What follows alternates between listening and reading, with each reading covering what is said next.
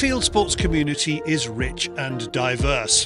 One thing glues us weird and wonderful folk together: our love of dogs.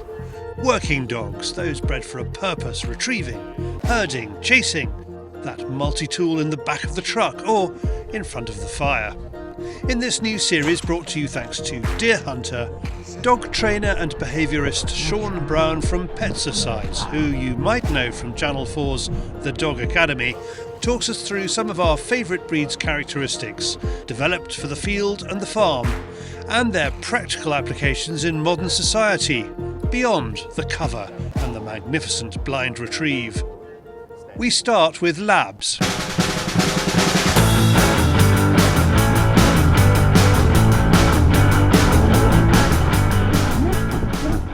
You can instantly go from having no control to complete control with a piece of chicken. Sean has had the crazy idea of bringing 4 dogs together, each representing the best known Labrador Retriever colour. So we've got our black, yellow, chocolate and fox red. All the labs can be great hunters, all of them can do great field work. But what has happened is, as they came more and more into our domestic life and society, they've had to fit in, and they have fit in very, very well. So you've got your 2 sort of types of lab.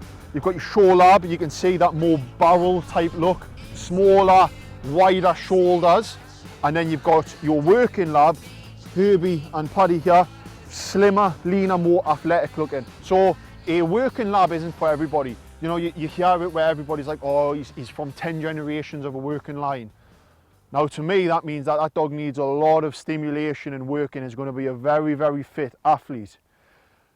The show lab, on the other hand, can be a bit more steady. If you want to just go around the block, and you want to go for your walks along the beach, and you like sitting on the sofa, watching your Netflix with a box of chocolates with it, then that might be the more for you. You can get in between in a mix, and there's crosses and there's mixed matches, and there's working lines that don't work anymore, and you get more of a column.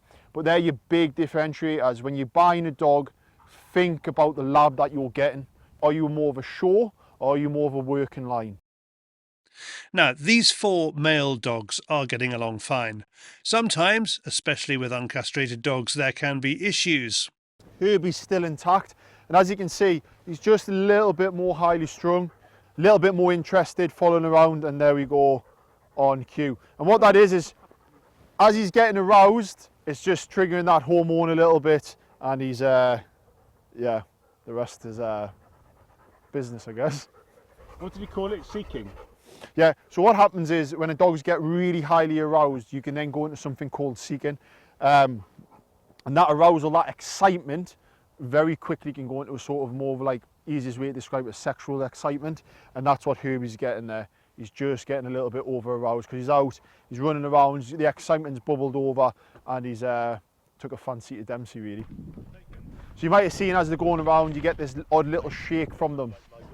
Now, a lot of people think that that's them sort of either trying to warm up or get rid of the water off them. Yes, it is very clear when they do, but that little shake that they do is actually an energy shake off. So when they've had a burst of energy and they're already high arousal and they want to get rid of it, that little whoa just chills them out, I guess.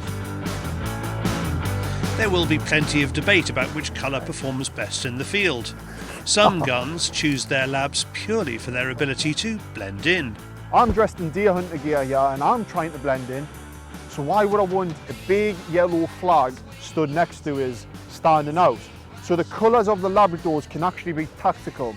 Now you've got your fox red, hides in so well with the bracken. It's also used by the wildfowlers. You've got your black lab, super universal in all terrains, and it matches well with any camouflage. And then you've got your chocolate lab. I mean, it blends in with your leather sofa, I guess. I'm joking, but it does make you think, if most shooters are using your black labs and your fox red, and yes, the yellow's sprinkled in there with a few chocolate, the pool that you're choosing from is a lot smaller. So have they just became more domestic, more naughty, more cheeky, and then your black and your fox red are much more still on a working line? Who knows? Now, that big yellow flag Sean suggests won't help with your stealth mode in the field does work in the urban environment. Most guide dogs and assistance dogs are yellow because they're visible, making it easier to identify a guide dog in public spaces. This is the perfect opportunity to meet Clifford at one of the Petsercise training barns. This is Clifford, and he's 3 years old in February, and he donates to the pet blood bank, and he is also an assistance dog. And isn't he just gorgeous? So Clifford's got a range of skills for assisting around the household, and we're tapping into that retrieving instinct within him. One of them is he can help get the laundry out of the washing machine. Up! Just getting rid of the creases there. Good lad, leave it. Good boy. It's amazing that we can use a Labrador's instincts to help us in our domestic lives, assistance dogs, therapy, all the amazing things that these dogs can do. Now, we sometimes make it seem and we can think it's really complicated, but let's just take the walking stick for example. They used to retrieve a duck back, they now retrieve a ball back. Now, where do they place that ball? Is it at your feet? And if it's at your feet, can we get it to the hand in a little bit of height? And we gradually work our way up to where the category and the parameters we've set is a retrieve is back to my hand at hip height. Now then, we move that on from a tennis ball to a walking stick, to a remote control, to a wallet, to some socks, to whatever. That is using a Labrador's instinct, and we're manipulating it to help us in our day-to-day life. Hey, bud.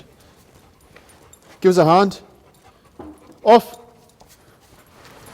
Yes. Thank you very much. You're a gem, aren't you? Come on then. So it's the same again. We're using the Labrador's instincts. And yes, it looks really cool, but it actually has a massive need for people that need this type of assistance. Now, what we've used here is the Labrador's key skills of being able to hold prey in their mouth without puncturing the skin.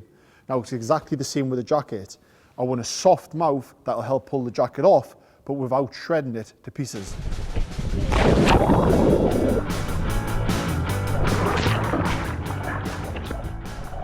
We can't talk about Labradors without mentioning water. They're almost amphibious in their ability to perform on land and sea. It's funny when you see your Labradors in the UK wearing a jacket in the winter and the owners are like, oh, I don't want them to get cold. I mean, they are designed to be swimming literally past icebergs. The Labrador actually has a unique coat. It's almost like it has its own wetsuit. That layer it builds up when it's in the water keeps it warm in them harsh Arctic conditions. It has an otter's tail almost, thick at the start that thinnens out, like a rudder that keeps it on track.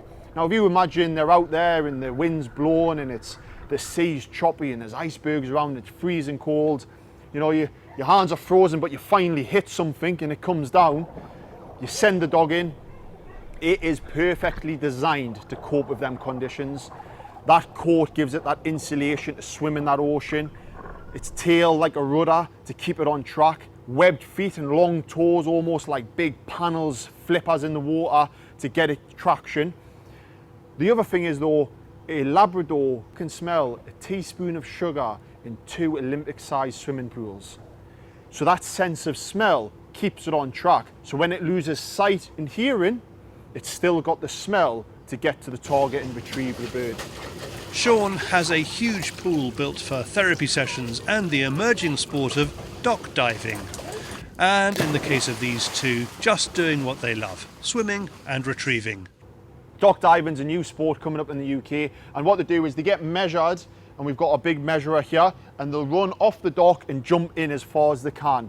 And we measure from the back of the tail, and then that's judged. So it's almost like your modern day long jump really, just into water, and probably is more fun. What's a sort of like a good distance for a dog to go?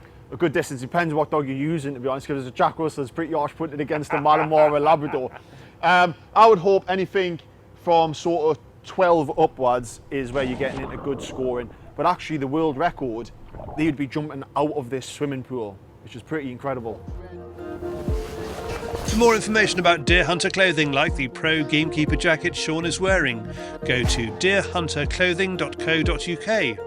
And if you want to check out some of the services Sean and Petsercise offer, check out petsercise.uk.